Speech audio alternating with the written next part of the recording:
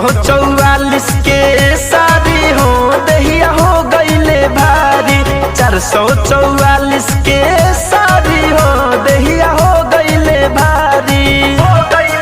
किया रे कोठा ऊपर सैया देवना मांगे ए अम्मा जी। कोठा ऊपर सैया देवना मांगे ऊपर से करे रंगदारी हो दहिया हो गईले भारी।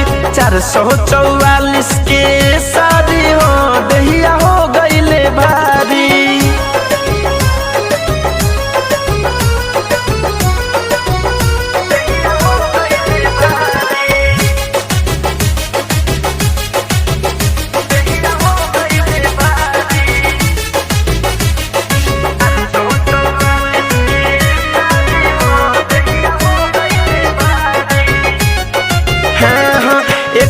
में हमर भारी जो बनावा ऊपर से 10 थान बरुए गहनावा।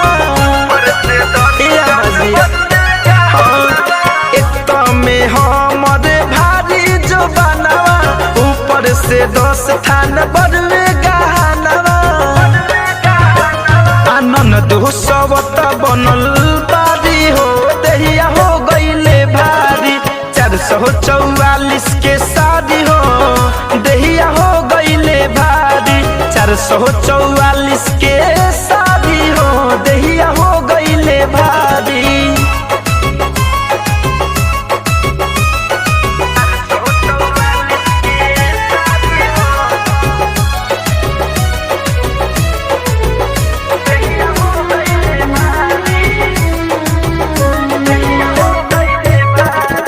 अजय धनंजय से कैसे बताई खाए के मन करे हमारा खटाई।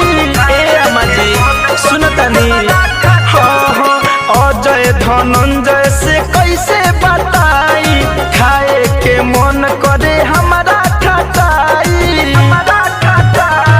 मन मोही धरसया काबारी हो दहिया हो गईले भारी।